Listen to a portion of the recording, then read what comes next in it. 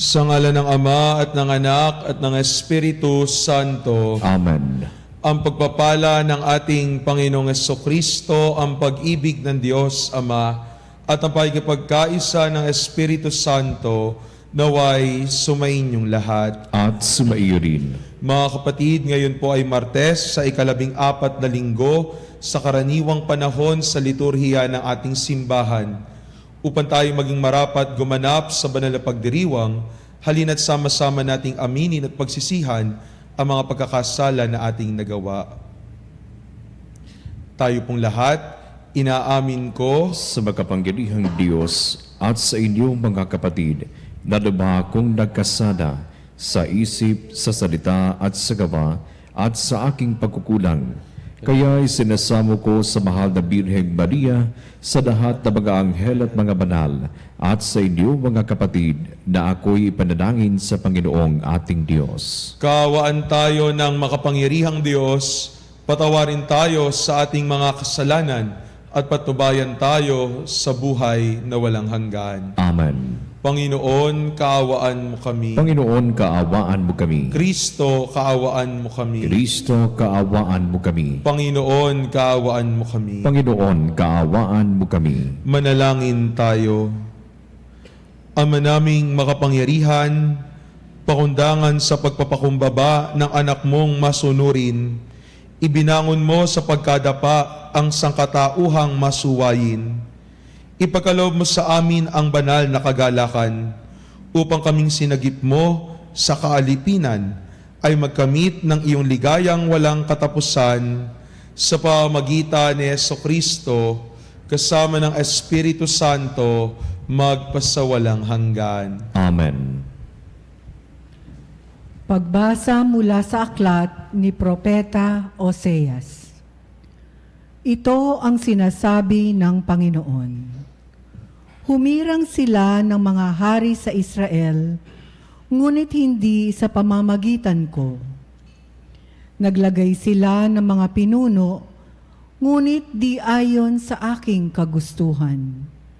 Ang kanilang mga alahas na ginto at pilak ay ginawa nilang mga Diyos-Diyusan, at ito ang kanilang sinamba. Itinatakwil ko ang guyang ginto ninyo, mga taga-Samaria. Nagpupuyos ang galit ko sa kanila. Kailan pa sila dapat parusahan? Ang Diyos-Diyusang iyan ay ginawa ng tao, hindi iyan Diyos. Kaya't ang guya ng Samaria ay magkakadurog-durog. Hangin ang kanilang inihasik at ipo-ipo ang aanihin nila. Ang nakatayong mga trigo'y walang uhay, kaya't walang makukuhang harina. At kung magbunga man, iyon ay lalamunin lamang ng mga dayuhan. Dahil sa pagpaparami ng mga dambana, naging daan iyon para dumami ang kasalanan ng Ephraim. Sumulat man ako ng 10,000 kautusan, ito'y pagtatawanan lamang nila.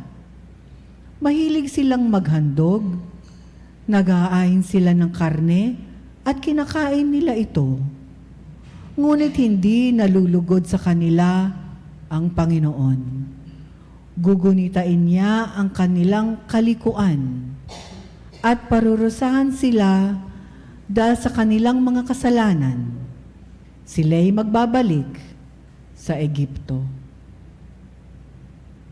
Ang salita ng Diyos. Salamat sa Diyos. Israel na bayan ng Diyos, papurihan mo siyang lubos. Israel na bayan ng Diyos, papurihan mo siyang lubos. Ang Diyos namin nasa langit, naroon ang Diyos namin, at ang kanyang ginagawa ay kung ano ang ibigin. Ginawa sa ginto't pilak ang kanilang mga Diyos, sa kanila'y mga kamay nitong taong nag-aayos. Israel na bayan ng Diyos, papurihan mo siyang lubos. Totoo nga at may bibig, ngunit hindi magsalita, at hindi rin makakita, mga matang sadyang-sadya, at hindi rin makarinig ang kanilang mga tainga, ni hindi rin makaamoy ang ginawang ilong nila. Israel na bayan ng Diyos, papurihan mo siyang lubos. Totoo nga namang mayroong kamay, ngunit walang pakiramdam. Mga paay mayroon din, ngunit hindi maihakbang.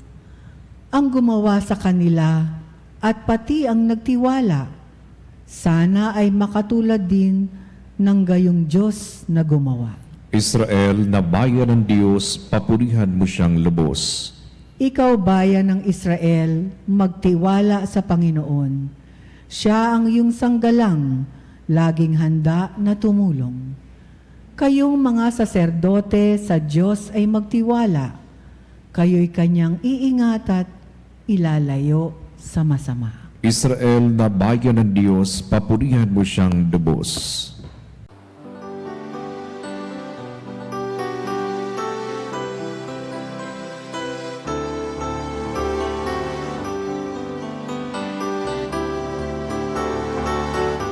Alleluia, alleluia, alleluia,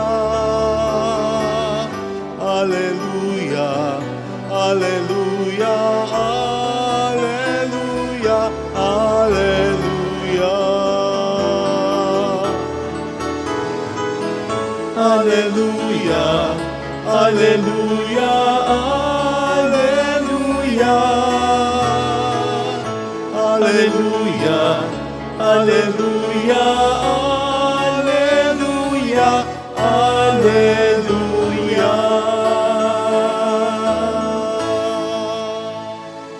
Ako'y pastol na butihin, kilala kong tupang akin, ako'y kilala nila rin. Alleluia, alleluia. Sumainyo ang Panginoon. At sumaiyo rin. Ang mabuting balita ng Panginoon ayon kay San Mateo. Papuri sa iyo, Panginoon. Noong panahong iyon, dinala kay Jesus ang isang piping inaalihan ng demonyo. Pinalayas ni Jesus ang demonyo at nakapagsalita ang pipi.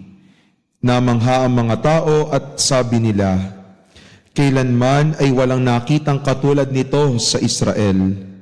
Datapat sinabi ng mga Pariseo, ang prinsipe ng mga demonyo ang nagbigay sa kanya ng kapangyarihang magpalayas ng mga demonyo. Nilibot ni Jesus ang mga bayan at nayon at nagturo sa mga sinagoga. Ipinangaral niya ang mabuting balita tungkol sa paghahari ng Diyos, pinagaling ang mga may sakit, anuman ang kanilang karamdaman. Nang makita niya ang napakaraming tao, nahabag siya sa kanila sapagkat sila'y lito at lupaypay parang mga tupang walang pastol.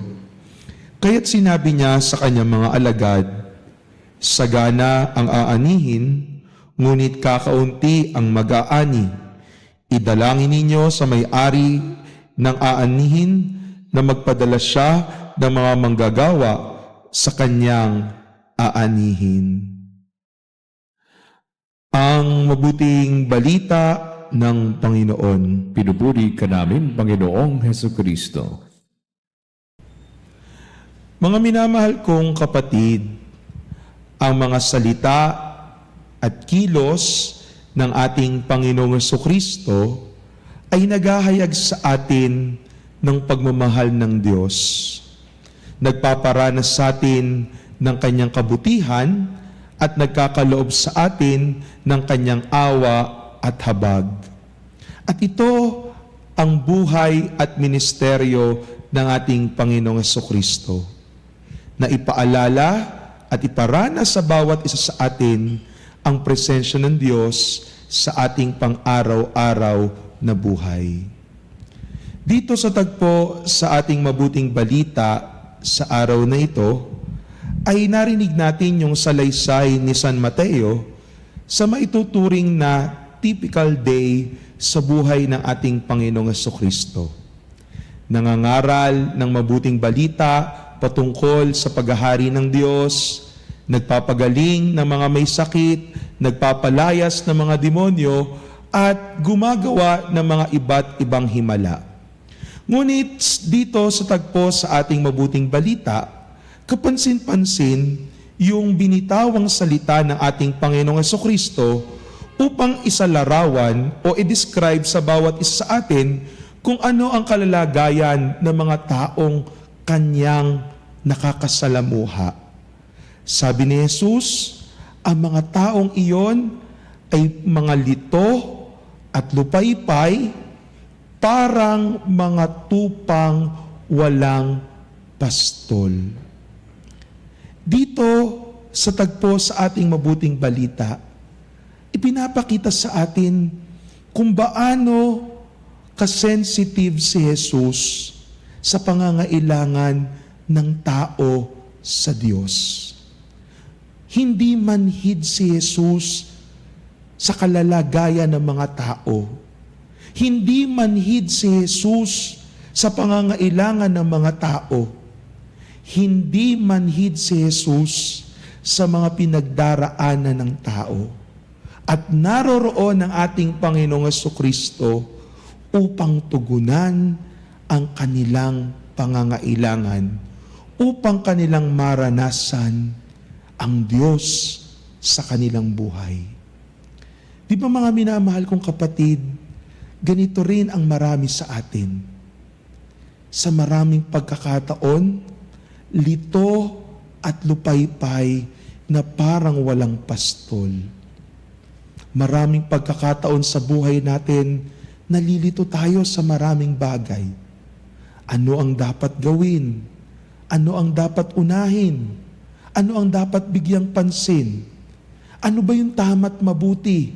Saan ba ako dapat pumunta? Ano ba ang trabaho na dapat kong pasukin? Maraming bagay tayong iniisip sa araw-araw na kung minsan nagpapalito na sa atin kung ano nga ba talaga ang tunay na mahalaga. Dumarating din yung mga pagkakataon na tayo'y lupaypay. Pagod sa trabaho, pagod sa pag-aaral, pagod sa gawaing bahay, pagod sa dami ng problema, pagod sa dami ng intindihin, pagod. Hindi lamang ng isip, hindi lamang ng katawan, kundi pati ng puso sa iba't ibang mga bagay. Ngunit sa mga panahon na tayo nakararanas ng pagkalito at pagkalupaypay, ang ating mabuting balita nagpapaalala sa atin, kinakatagpo tayo ni Jesus.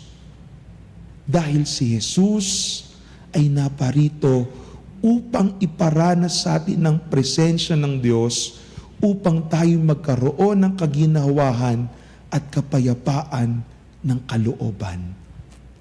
Sa mga pagkakataon na pakiramdam natin na ang demand ng buhay ay sobrang bigat, tayo napapagod, naliligaw at hindi na natin malaman ang gagawin. Always remember that Jesus comes to us to give us peace, to give us consolation, because that is our personal experience of God's love for us. Ang salita at kilos ni Jesus ay nagpaparana sa atin ng pagmamahal ng Diyos, ng kanyang kagandahang loob at awa at habag para sa ating lahat. Amen.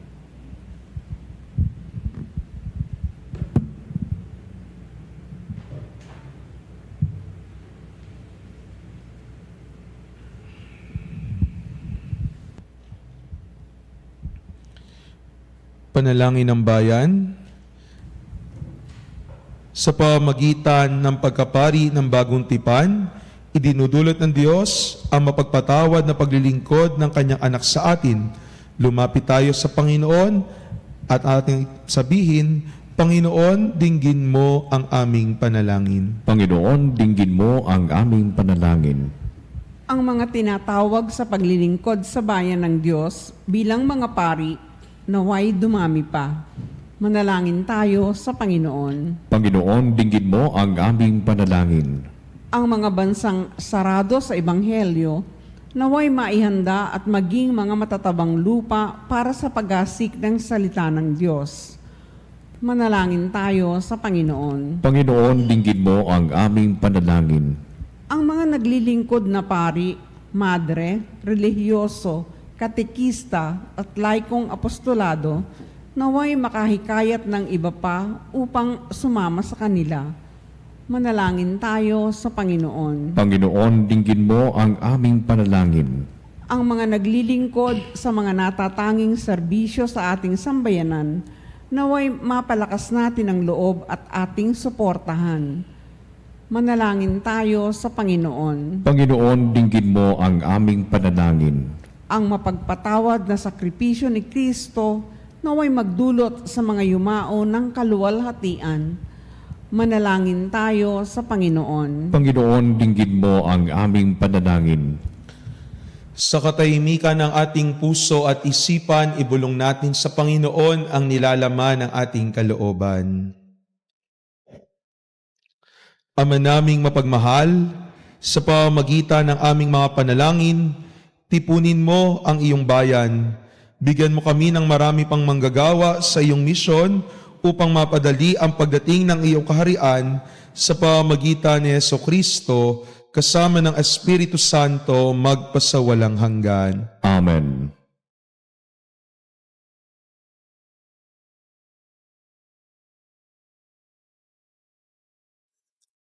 Kunin mo, Diyos, at tanggapin mo ang aking kalayaan, ang aking kalooban, isip at ngunit ako lahat ng hawak ko ng loob ko ay aking alay sa'yo. Nagmula sa'yo ang lahat ng ito, muli kong handog sa'yo patnubayan mo't paghari ang lahat ayon sa kalooban mo. Magutos ka, Panginoon ko, naging tatalik ako, ipagkaloob mo lang ang pag-ibig mo at lahat ay tatalikdan ko. Manalangin kayo mga kapatid upang ating paghahain ay kalugdan ng Diyos amang makapangyarihan. Tanggapin nawa ng Panginoon itong paghahain sa iyong mga kamay sa kapurihan niya at karangalan sa ating kapakinabangan at sa buong sambayanan niyang banal. Ama naming lumikha, ang paghahain namin sa iyong ngalan ay siya nawang sa amin ay dumalisay, upang ito'y maging pagganap araw-araw ng aming paglipat sa buhay sa kalangitan, sa pamamagitan ni Jesucristo, kasama ng Espiritu Santo magpasawalang hanggan. Amen. Sumainyo ang Panginoon. At sumairit, Itaas sa Diyos ang inyong puso at diwa. itinaas na namin sa Panginoon. Pasalamatan natin ang Panginoong ating Diyos. Marapat na siya ay pasalamatan. Ama naming makapangyarihan, tunay ngang marapat na ikaw ay aming pasalamatan. Sa iyong paglingap at kagandahang loob, ang tao ay nilikha mo at pinangangasiwa sa sansinukob. Sa hangad mong siya'y iwastong lubos, siya'y pinagdusa mo sa kanyang pagtalikod. Sa iyong pagiliw, iyong ipinahintulot na makabalik siya sa pamamagitan ni Kristo Jesus. Kaya kaysa ng mga anghel na nagsisiawit ng papuri sa iyo nang walang humpay sa kalangitan, kami ay nagbubunyi sa iyong kadakilaan. Santo, Santo, Santo, Panginoon Diyos ng mga hukbo, napupuno ang langit at lupa ng kadakilan mo. Hosanna, Hosanna sa kaitasan, Hosanna, Hosanna sa kaitasan, pinagpalang naparirito sa ngalan ng Panginoon. Hosanna, Hosanna sa kaitasan, Hosanna, Hosanna sa kaitasan. Ama naming banal, ikaw ang bukal ng tanang kabanalan, kaya't sa pamagitan ng iyong Espiritu, gawin mong banal ang mga kaloob na ito upang para sa amin ay maging katawan at dugo ng aming Panginoong Hesukristo. Bago niya pinagtiis ang kusang loob na maging handog, hinawakan niya ang tinapay, pinasalamatan kaniya, pinaghati-hati niya iyon, iniabot sa kanyang mga alagad at sinabi, tanggapin ninyong lahat ito at kanin. Ito ang aking katawan na ihahandog para sa inyo.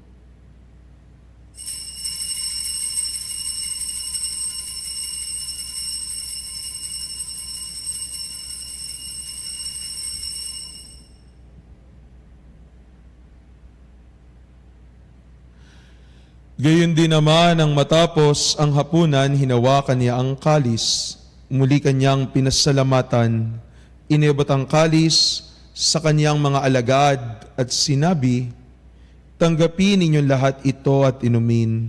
Ito ang kalis ng aking dugo, ng bago at walang hanggang tipan, ang aking dugo na ibubuhos para sa inyo at para sa lahat, sa ikapagpapatawad ng mga kasalanan. Gawin ninyo ito sa pag-alaala sa akin.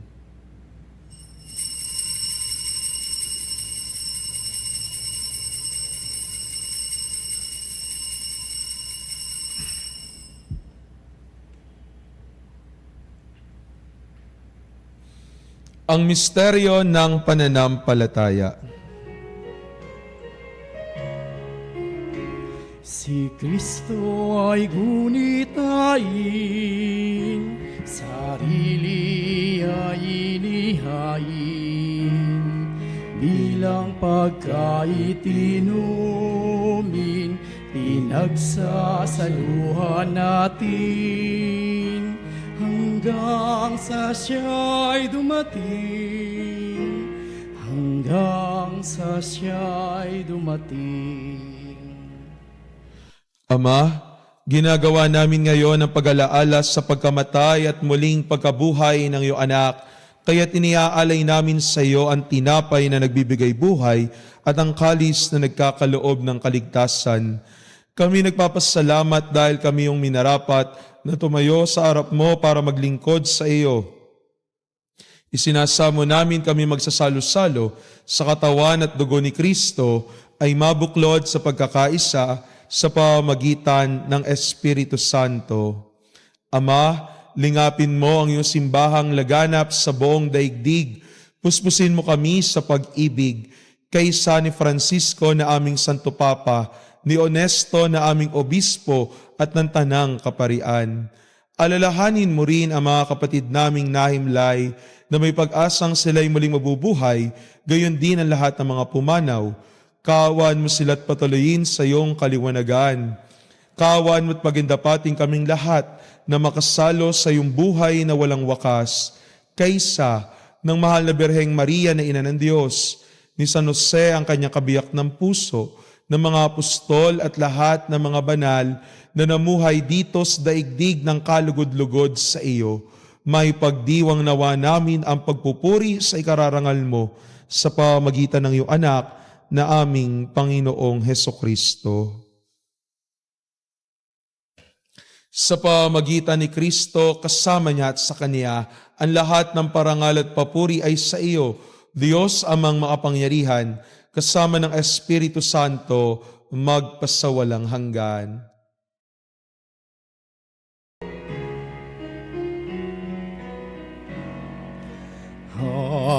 Amen, amen, amen,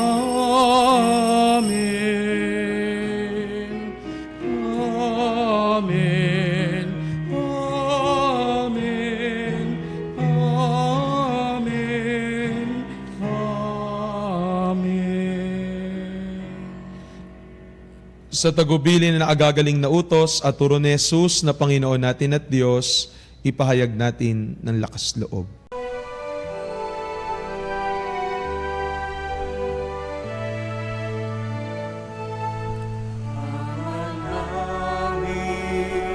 Sumasalangit ka, sambahin ang ngalan mo. Mapasa amin ang kaharian mo, sundin ang loob mo. Dito sa lupa, parang sa langit, bigyan mo po kami ngayon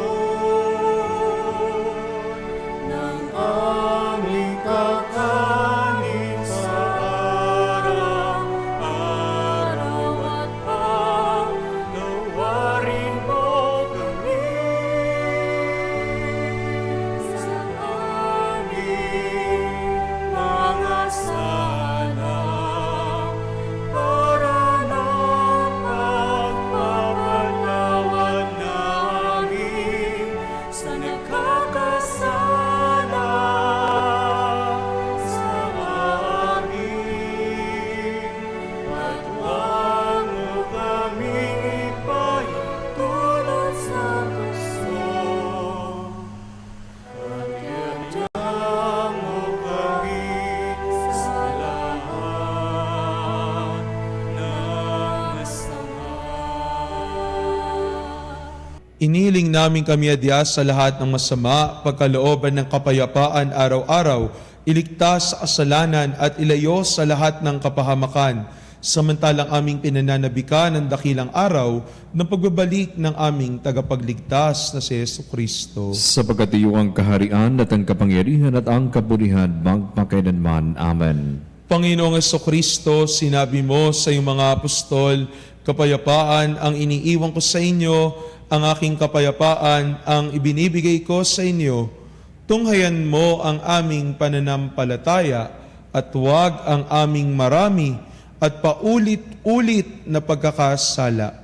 Pagkalooban mo kami ng kapayapaan at pagkakaisa ayon sa iyong kalooban, kasama ng Espiritu Santo, magpasawalang hanggan. Amen. Ang kapayapaan ng Panginoon ay laging sumainyo. At sumaiyo rin. Magbigayan kayo ng kapayapaan sa isa't isa. Kapayapaan po sa ating lahat, mga kapanalig. Kordero ng Diyos na nag-aalis ng mga kasalanan ng sanlibutan, maawa ka sa amin. Kordero ng Diyos na nag-aalis ng mga kasalanan ng sanlibutan, maawa ka sa amin. Kordero ng Diyos na nag-aalis ng mga kasalanan ng sanlibutan, ipagkaloob sa amin ang kapayapaan.